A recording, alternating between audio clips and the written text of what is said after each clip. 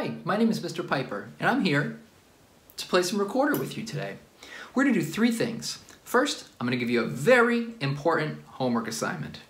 Second, we're going to talk about different styles of music that the recorder could be used in. And third, we're going to talk about how to hold it, where our fingers go, and how to blow to get a great sound on the recorder. So, go get your instrument.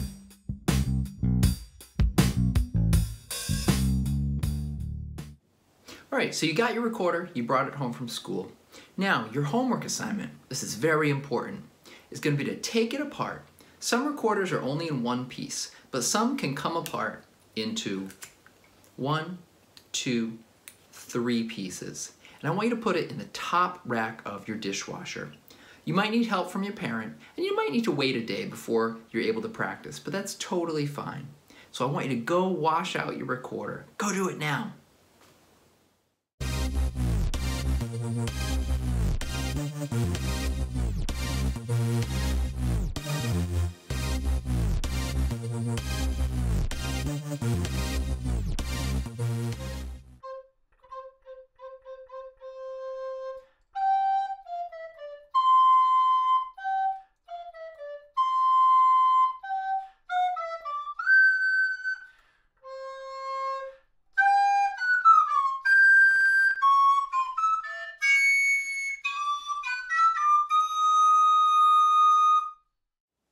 Alright, did you do it? Is your recorder ready to go?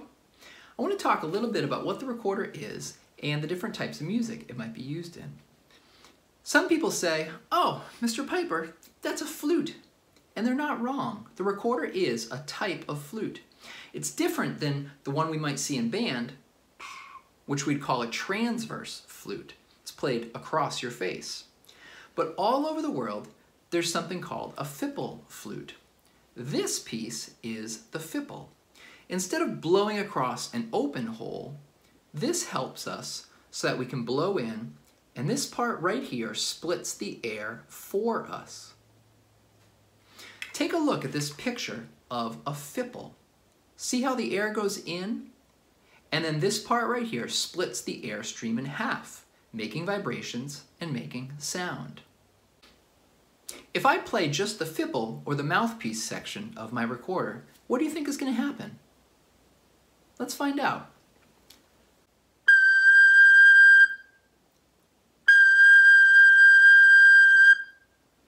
It's a pretty high sound, and I can only make one note because the air only has one length of tubing to go through. But what would happen if after the fipple I could create different lengths of tube for the air to vibrate in? Do you think the sound would be higher? Lower? Well, we can look at my slide whistle to find out. This one has a fipple right at the top, but then it has this arm with a little stopper inside that's making the flute bigger and smaller. There's no holes for the air to escape through. It just makes the tube bigger and smaller.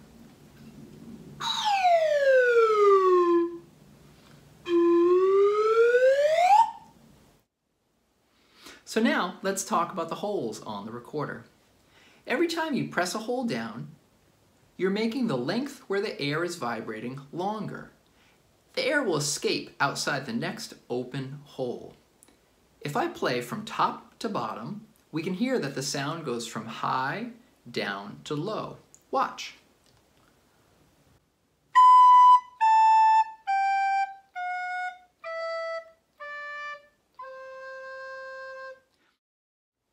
Now, all over the world, for hundreds, even thousands of years, people have been playing fipple flutes. This past summer, I got to go to a place called Peru in South America. There was a beautiful museum called the Larco Museum, where they had fipple flutes made out of bones. There were also beautiful ceramic statues from ancient civilizations playing, you guessed it, fipple flutes.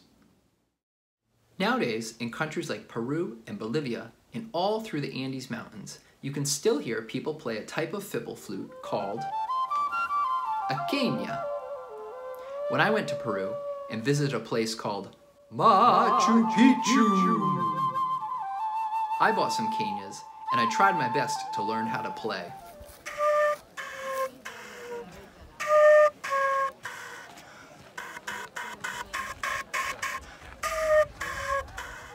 Yeah, not so much. Another place you might find fiddle flutes that look a lot like recorders is in Ireland, where they'd be called tin whistles. And again, you can buy different tin whistles that are different sizes. One of these is a little bit smaller than the other. So, you guessed it, how's this one going to sound? Let's find out.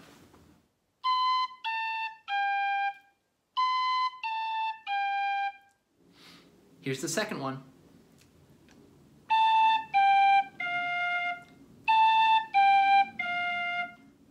So once again, the fiddle flute that was a little bit smaller sounded higher than the one that was larger. Here's a clip of my friends Matt and Shannon Heaton playing Irish music on the tin whistle and the bouzouki.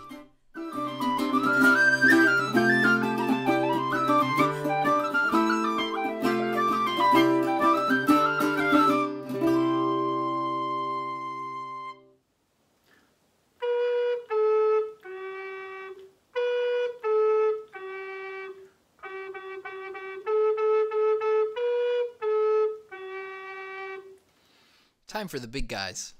This is called a tenor recorder. It's so big that we need a special key to press down the bottom holes. And this is an alto recorder. I love the smooth, mellow sound that this one makes.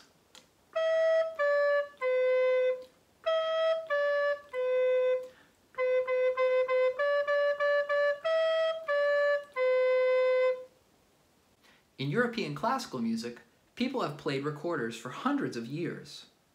During the medieval and Renaissance periods, instrument makers developed a whole family of recorder instruments, including soprano, which we're playing, alto and tenor, like you just saw, and even huge bass recorders that stand as tall as the person playing them. Famous composers, like this guy, Vivaldi, even wrote concertos for the recorder.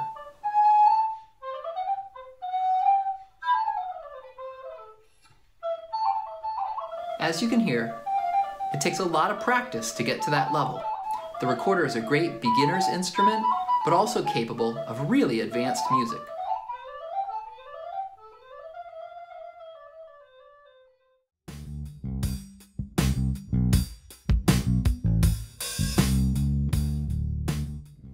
So, enough about why the recorder is so cool. Let's get to actually playing it.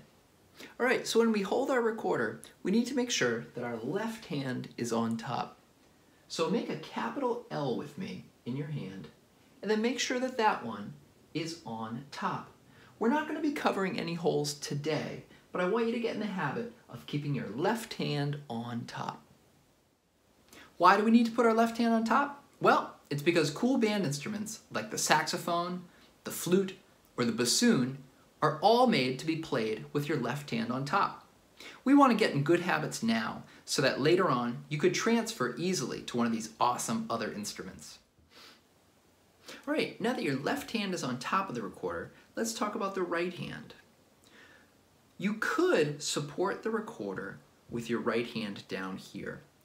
But sometimes on the first day, just for the first day, I'll give you special permission to hold what we call the bell of the recorder. That's this part down here that's shaped like a bell. If you want to grab it just like that, make sure you don't cover any of the holes, especially these funny double holes at the bottom. But if you grasp right around here and have your left hand somewhere near the top, you'll be in a good position for what we're doing today. Next, we're going to think about getting a good steady airflow through the recorder. I like to talk about hot air or cold air. You know when you're driving in your parents' car and you go to fog up the window with your breath? That's what we call hot air, and that's what we want when we play recorder. If we use cold air, like when you blow out the candles on a birthday cake, that's going to be too fast and too much air. It's going to make the recorder squeak and squawk. Let's see what those sound like when we put them into the recorder. Remember, left hand on top, right hand on the bell of the recorder. If I use gentle hot air,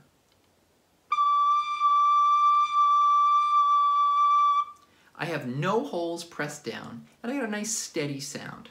If I use cold air that's too fast, I'm going to get a shrill sound. But it's not the kind of sound that we're going to use when we're playing melodies. Now, let's talk about what your mouth is doing when you're playing the recorder. You're going to put about 1/4 inch of the mouthpiece into your mouth, like this. You don't want too much, and you don't want too little. About this much. Try that. Next, I want you to think about making a nice steady airstream with that hot, gentle air we talked about. And I want you to use your tongue to start the sound. We could think of saying, too. Say that with me. Too. Try to get a sustained sound for at least 3 seconds. One more time. Too. If we put that sound into the recorder, it'll give us a nice crisp start or attack to the note. Listen.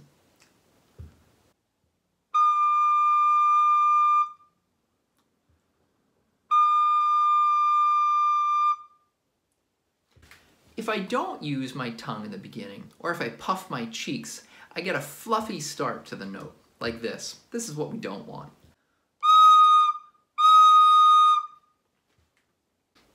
All right, so now we're going to play one note back and forth. I want you to make sure that you have your left hand on top, your right hand, just for today, down around the bell. Try to get the same sound as me and play for 3 beats each. We're going to go 8 times in a row. Are you ready? Here we go. 1, 2, 1, 2, me.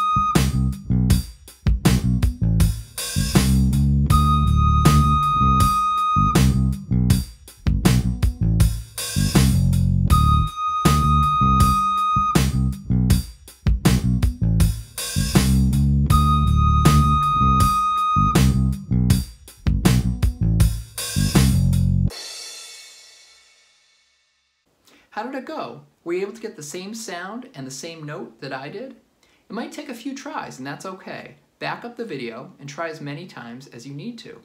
You might even come back to this a few times over the next few days. Each day, your muscles will get better at remembering how to create that steady airflow for the recorder. Thanks so much for joining me today to play recorder. We got our recorders clean. We learned about different fipple flutes all over the world and why recorder is such a great instrument for music class. And then we learned how to hold it. We learned how to start the sound by saying too and use gentle, hot air every time we play. We played back and forth and you were able to hear yourself, see if you were matching the pitch and if you were getting a good sound. Next time, we'll start to work on putting our fingers down and getting different pitches on the recorder. Until then, I hope you might take your recorder out a few times. I hope you might practice getting a good, steady, gentle sound. And I hope I see you next time where we can start learning some of those notes. Take care.